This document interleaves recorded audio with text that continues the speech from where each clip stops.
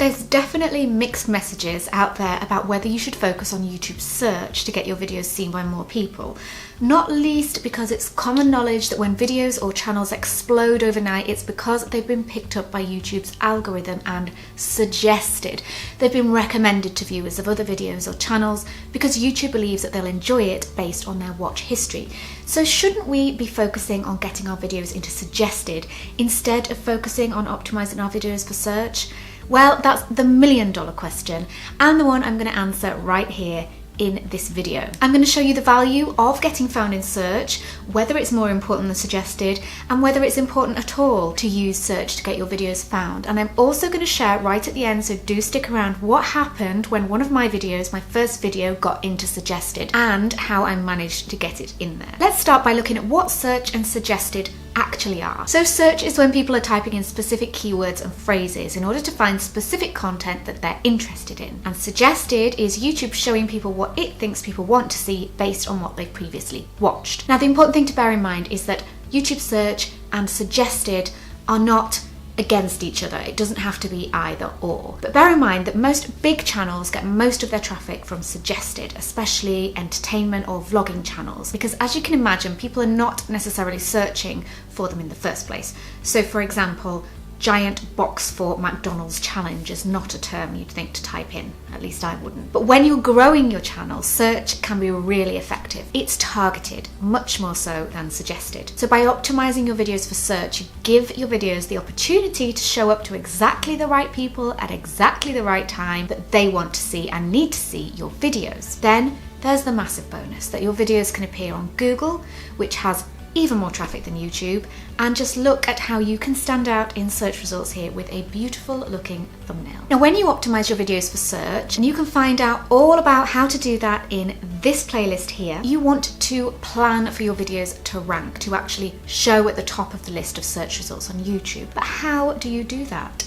Well, by showing YouTube that your videos are worth watching. So YouTube decides what content to show at the top of the search results using three main metrics: click-through rate, watch time, and audience retention. So click-through rate is basically you want as many people as possible to click on your videos when YouTube shows them. Watch time and audience retention are similar. You want people to watch your videos for as long as possible. And if YouTube sees that you have a better click-through rate and a high audience retention rate and watch time more than the other videos with a similar title and optimized for the same keyword in those search results, then you move up the rank. So basically, search is a great strategy for YouTube when you're starting out. Now, you can use a tool like TubeBuddy, and there is a link to a free trial of TubeBuddy in the description below. I swear by it. It helps you to find search terms that people in your niche type so that you can then choose the best ones to center your videos around. So if YouTube see that your videos are watched and enjoyed, they'll rank and you'll get more views. How do we get into the sexy suggested? Because we know that doing this has the power to turbocharge our views. Well, the fact is, unless you already have a huge audience and a massive following prepared to jump from one of your social media platforms to your YouTube channel, you'll generally be starting from scratch, as you'll really only get into suggested if you rank for some search terms first, or at least be on the first page for them. So remember those three metrics: click-through rate, watch time, and audience retention we mentioned earlier. So YouTube will only start suggesting your content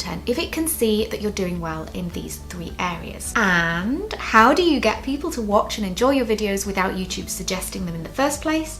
Search. So basically it all starts with search. Suggested views generally come after search. If your videos are not yet into suggested, just focus on creating really great content that entertains or answers your audience's questions or solves their problems, and with consistency, and in time you will get into suggested. Now, at the start of this video, I promised I'd tell you how I personally got my videos into suggested and what happened when they did. So this shows my analytics from one of my typical earlier videos, and you can see that most of the traffic, the majority of the views, come from external sources, usually from me promoting my video to my email list and on social media. Look at what happens one day when suddenly one of my videos suddenly gets as many views as my existing videos have had in their lifetime in the first couple of hours. It was exciting. See the suggested here? So how did I get this first video into suggested and all the ones thereafter? Well, I can honestly say it was three things. First, it was using TubeBuddy to make sure that there was demand and not too much competition for the topics that I'd planned to create my videos around, and to help me optimize my videos once I'd chosen my topics. Secondly, it was focusing focusing on creating helpful content and trying to up my game with each new video. Thirdly, it was doing this consistently and regularly, every week, every single week, for 9 months. Now you can do it too, so check out the videos on the screen coming up, which are going to help you no end. And don't forget to like and subscribe if you've enjoyed this video, and I will see you next time.